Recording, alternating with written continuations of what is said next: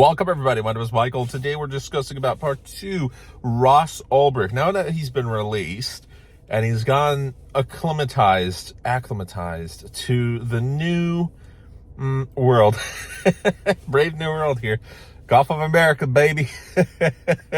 Yeezy's Super Bowl madness. Oh yeah, lots been going on, huh? Especially for a guy that hasn't seen technology and how fast it's advanced for, more than a decade now. And he remembers the old iPhones, and now he gets in a car and it's like, whoa, what's going on here? Even with crypto, everything's so advanced. So it's interesting because Mr. Ross Ulbricht, let's say he came out and there's zero way of him ever getting was seized. Everything was sold. His money was seized and sold, and this was back in 2013, 2014. There was a government auction. This is when Bitcoin was at $1,000, and by the time the U.S. government auctioned it off, I think it was like $337 per Bitcoin, something like that. And the amount of Bitcoin that was seized, the sale was like $57 million, a huge amount.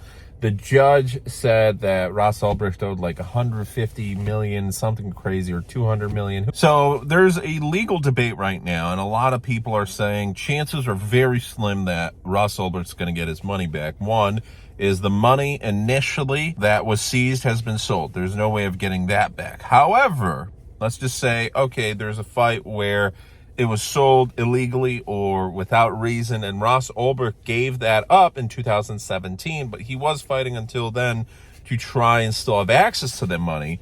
But there's still ways that potentially a battle could be fought, and that battle could be worth $6 to $18 billion right now, especially with Bitcoin's meteoric rise, way past $100,000. So there's a chance, even a slim chance, to become a billionaire. Not only, hey, do you have your life back? And think about this. This is absolutely crazy. There's a video that was posted of him, and I'll link it down below. He has like this 1,000-yard stare. It's just a very grateful man. He's grateful for the president to be a man of his word and to release him after 11, 12 years where his family was fighting. And it's just crazy because it's not like he went to prison for a year and you remember a lot of things and you're getting out. No.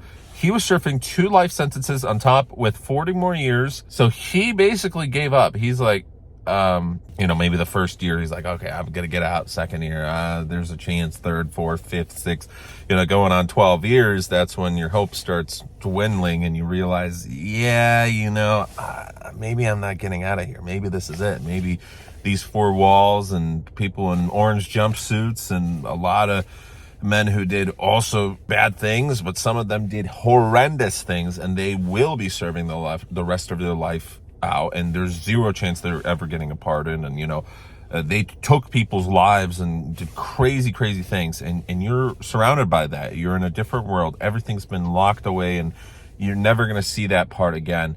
And suddenly you get out and you're overstimulated. Not only did technology advance, it's been more than a decade. This guy's a very, very well-educated, tech-centric genius to be able to create something like the Silk Road. And he, was a university-educated software engineer. So at that point, to come out and be overwhelmed with all of this new material, all of this new stuff that isn't censored, because it's not like you can just read any book you want in prison. No. They have control over your entire life. They'll listen in on your phone conversations. You'll have privacy again. You'll be able to do whatever you want, hopefully within reason, as long as it's legal, of course. And he heads down to the cashier, to any store, and sees a cashier for the first time in more than a decade. And now, when he went into prison, cash was still very popular. Now, when's the last time you've used cash? It's very, very rare that you use cash to actually pay, unless you're more, living away further from the city in the rural parts. But mainly everyone's using cards. And now, you get into a car and the latest technology, hey, G-word, hey, Google, and suddenly the car responds to you and is like, hey, let me take you to your favorite home address and whatever. In this case, the car didn't respond. What's going on? Technology sometimes fails, but it's crazy. He's overstimulated. Not only is this a crazy thing to get pardoned, so few people ever get pardoned by a president, but to come out and after so much time, so many years, and now there's so many millions of people that support this guy.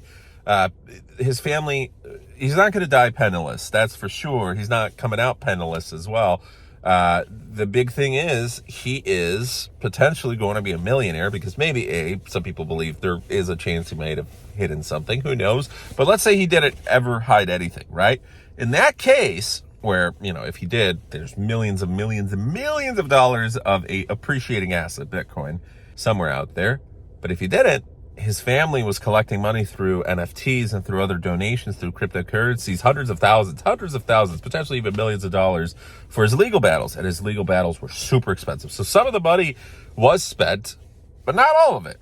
And there's plenty of people, multi-millionaires and billionaires, who support this guy. Tim Draper, the guy who bought 30,000 of his Bitcoins at a government auction, who now is a billionaire, said it was unfair that this guy was thrown into jail. There's such a huge cryptocurrency community that supports this guy, and he's a software programmer, and he's been involved in crypto. He's very well known. Yeah, it may be difficult for him to get a certain type of job with his background, because even with the pardon, there's a stigma. Not everybody's going to be, well, yeah, he was part of this. It's controversial, of course. But there's the other part where if he does meet the right network, and he certainly can through social media, a lot of people are like, go on Joe Rogan podcast, do this, do that. The media's going to interview you. This guy's going to be a multimillionaire. He's going to be set. But first, in order to do any of that, the next year, he's probably going to be just chilling, just trying to figure out what's going on here. Like, whoa, there's a lot of trauma. He was in prison, and who knows with the things he's seen where people have come out of prison after a year. And it's not like he was, the super low security. No. He was with the hardened criminals at certain points throughout his prison time. So he's seen some things. He's certainly seen some things that I'm sure at various points throughout time was close to giving up hope, if he already didn't give up hope. And for now, for his life to be given back, it's like a second chance. It's like he's reborn again. That's crazy. He's 40 years old. He's turning 41 in March and next month. And suddenly, hey, you have your other half of life back. Maybe even more, right? Maybe he lives way past 100, right? So it's crazy. And at the smallest percentile, there's a chance where he's able to recover. If not becoming a millionaire, there's a percentage that he's able to recover hundreds of millions or billions of dollars. Now, the argument will be a lengthy one because the government does not want to give up billions of dollars. But if there's any chance for him to recover some of that money, that's pretty crazy. By receiving a pardon, not just a commutation, you're free to go. You're released from prison, but your original conviction goes away. And in this case, he had 144,000 Bitcoins seized, where, yes, the government sold that off, but the government also has other Bitcoins that they seized from other criminals, and they have Bitcoins from other sources as well. But maybe he's able to fight the government one way or another. And even if he ultimately doesn't, again, he's not going to die penniless because there's ways for him to make money. He's well known. He's a very well known figure. And that's going to be crazy just going on social media. And think about this. If he's ever going to go into the dating scene, that's one story to tell, right? You go on Tinder and your profile is, I received a pardon from the President of the United States of America. I served 12 years in prison for building one of the largest marketplaces on the planet. It was free. You could sell anything you want. I mean, you could sell soap. You could sell toys. You could sell certain mainly controversial items, right? That we can't discuss about on this YouTube. But I'm sure there's going to be there's plenty of girls who probably use that website, or, if they weren't using it back then, they heard about it. They're like, this is so cool. Oh man, that is epic, right? So you come out and you're well known, you got power, you got connections. If I was him, first off, being very grateful, but I would try and find a way to meet the president and meet all these celebrities and the crypto heads and try and take advantage, and I'm sure he will. But again, rest right now, take everything in, because there's a lot going on. And think about it this way. The year that he comes out, it's not just a normal year.